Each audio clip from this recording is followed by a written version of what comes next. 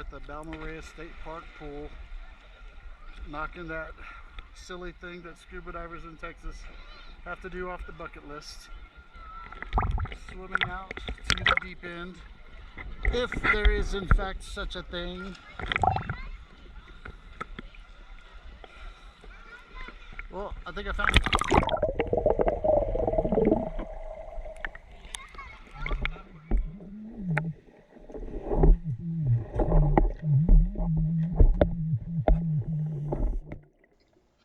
Welcome to my minimal effort Balmorhea State Park dive video. I'm not going to do too much in this video because during this trip I was just too busy to film all the things that I imagined I would like to film to put together a cool video for YouTube. But I had my 3 faux nieces with me and my mother, and I had to drive from the Fort Worth area to the hill country to pick her up and then drive all the way out to Balmorhea. So if you're going to go out there, there's probably a few things you should know. Number 1, it's super far from everything. Number 2, once you get there, you're going to probably be like, oh my goodness, what did I drive out here for?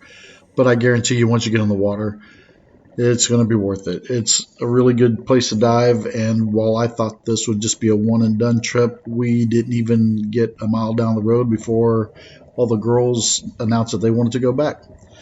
So we're going to go back, but that leads me to what I want to talk about here. Do not buy the afternoon tickets to go scuba diving. You're just going to be pressed for time.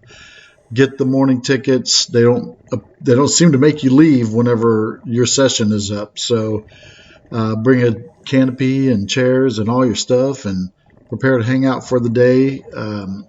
We took our own scuba tanks, and we did one dive for a little over an hour and still had almost half of our tank left.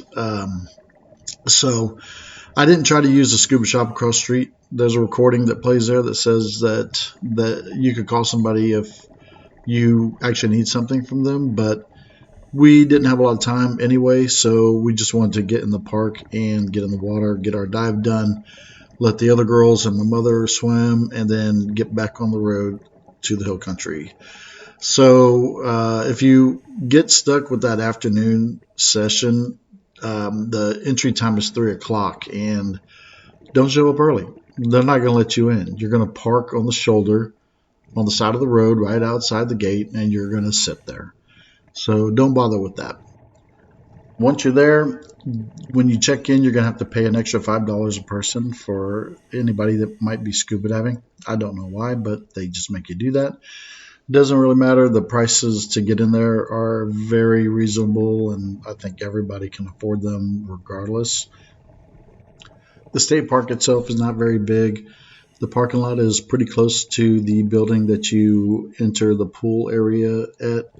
I had a wagon to carry everything in there, and that helped out a lot. It's just a little too far to lug a whole bunch of scuba gear and chairs and a canopy and all that good stuff. So take one anyway if you got it, but it's really not that big.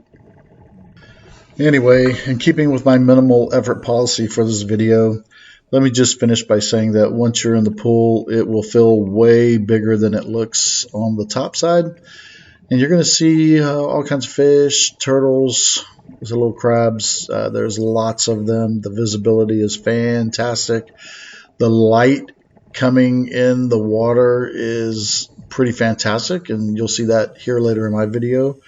It's just a fun place to go dive. Next time I will definitely make an effort to go out there and do more things, like go see the observatory and maybe go take my mom to see those silly Marfa light things that people keep talking about for some reason. I don't think they're real. Anyway, I'm going to stop talking. Here's some music from some service that I pay for, and, you can just watch it later.